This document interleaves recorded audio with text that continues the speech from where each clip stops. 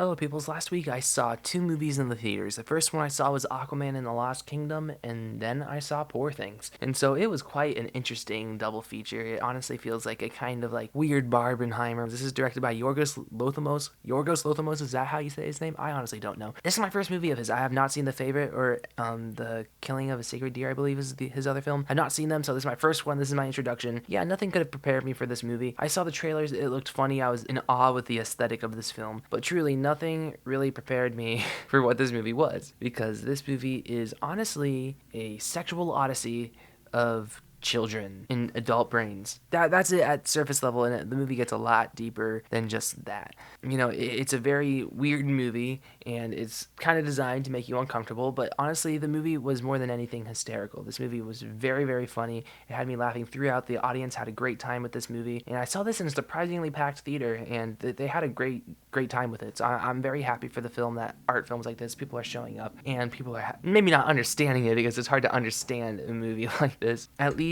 getting the gist and vibing with it. So I really enjoyed the crowd experience with this. This movie has amazing cinematography, amazing production design, and this entire world that they built is fascinating, weird, and I couldn't get enough of it. But surprisingly, at one point I did get enough, because my biggest issue with the movie is that it does feel about 15 minutes too long, particularly towards the third act, where I was just kind of wanting it to be over, because we spent a lot of time in one situation towards the end where I just felt the runtime wearing on me. I honestly could have used a little bit less of that storyline, but when it ended, I was like, okay, this is still a great movie. This is a big Oscar contender, and I understand why.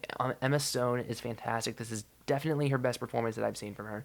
Mark Ruffalo is great in this movie. This is easily the best I've seen him in any film. Willem Dafoe is here, and he's doing Willem Dafoe stuff. And it's honestly, even though beyond its dark and horrifying themes that it explores, it honestly is a pleasant time to watch and have a good laugh, and watch Emma Stone and Mark Ruffalo have a lot of sex. Because wow, all people on the internet, great debate, is it necessary? But I know sex scenes in movies are like a big talking point right now. People are bringing up Oppenheimer. Was that necessary? And I'm not gonna get into Oppenheimer, but I will say for Poor Things, the plot is literally the sex scenes. It's the plot of the movie. And I know it sounds like, okay, then why even make the movie? But at the same time, art is a way of communication, and obviously this is the way for Yorgos Lanthimos to communicate his ideas. That doesn't mean he wants to be nasty towards Emma Stone. That doesn't mean he wants the world to see this movie and be disgusted. It's the way of him expressing himself, and that is the closest way he could get it to. It's not necessarily he wants to make a movie where everyone thinks he's a psycho. It's his artistic way of expressing it. I defend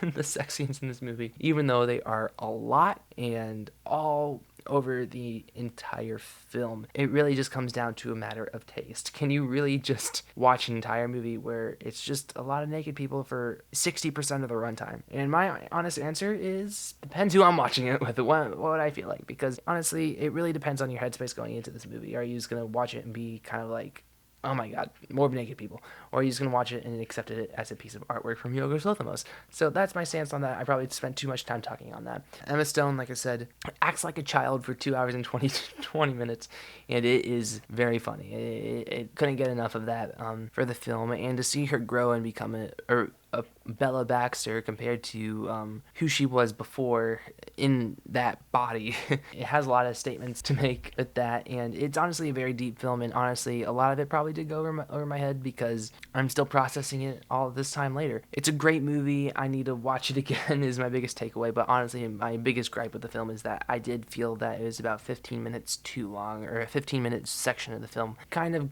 dragged on for me. Even though I understood what they were trying to do with it, it just felt like we needed to kind of move on with the storyline. But anyway, I'm going to give Poor Things an 8.8 out of 10. Comment down below what you guys thought of this strange film. It was a wonderful odyssey that you should take the whole entire family to see. So yeah, like, share, subscribe, and stuff like that, and adios.